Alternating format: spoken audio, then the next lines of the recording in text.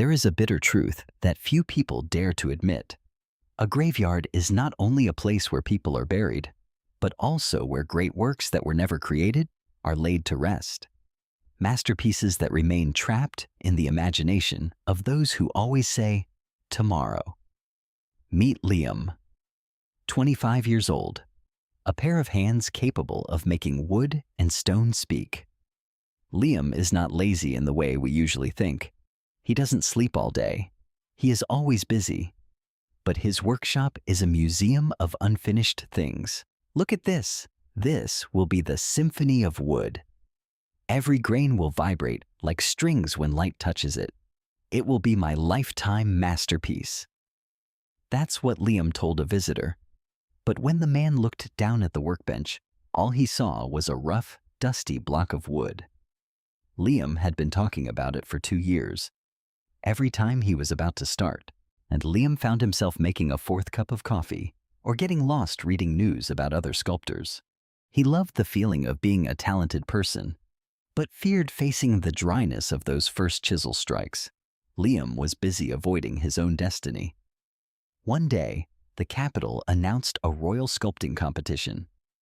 The winner would be granted a title and an eternal career. Liam knew this was his last chance to escape the swamp of mediocrity. That night, Master Thomas, his old teacher who had long since retired, came to visit. He placed 2 objects on the cluttered table, a bright, shimmering piece of metal and a heavy, dull gray block. Master Thomas, his voice aged and firm. Liam, I bring you 2 tools. This is the silver of ambition, and this is the lead of laziness. Listen carefully to their rules.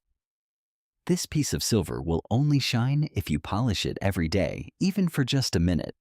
But if you neglect it, it will tarnish and release an acid that corrodes everything around it.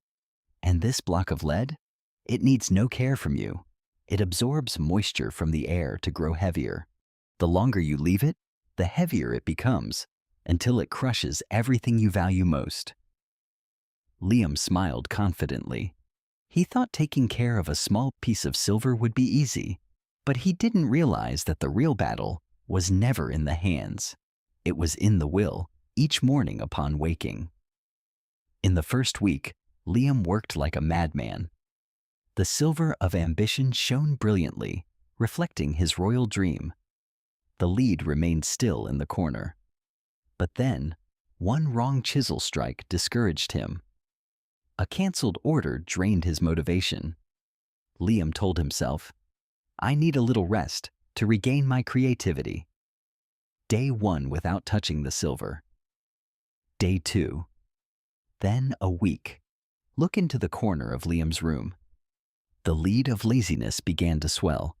It was no longer a small block. It grew into something like a massive stone. Every day Liam delayed. It absorbed his confidence and gained more weight. His workshop darkened as the lead blocked the window.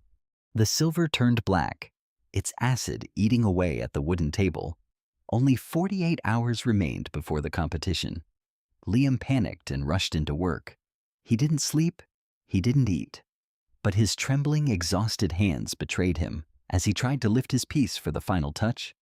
The wooden table, already weakened by the acid of neglect, could no longer bear the enormous weight of the lead.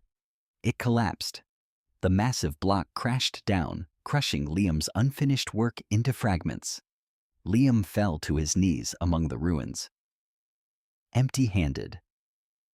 In the darkness, he heard the ticking of a clock, as if mocking his helplessness. The next morning, Master Thomas returned.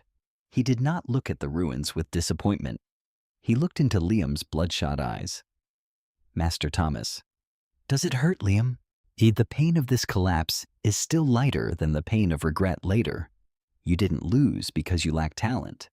You lost because you fed the lead with procrastination and starved your own ambition. Liam did not argue. He stood up. His hands began picking up the broken pieces. The next day, Liam woke before sunrise. No triumphant music, no endless inspiration, only silence and the ache in his back. He began polishing the tarnished silver again. His hands bled as they scraped against the thick rust. Change did not happen overnight. Each day, he spent 1 hour cleaning, 2 hours practicing basic chisel strokes. Some days he felt deeply discouraged, but he remembered the crushing weight of the lead. He realized, discipline is not working when you feel inspired, but working when you feel no inspiration at all. Slowly, the lead began to shrink. Light returned to the room. 1 year later, Liam brought a new piece to the competition. It was not as polished as the masterpiece he once imagined. It had scars, rough edges. But when people looked at it, they saw life. They saw sweat and even tears. It was not a perfect symphony in theory. It was reality shaped by perseverance.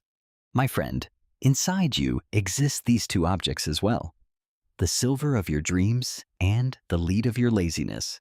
Don't wait for inspiration to begin.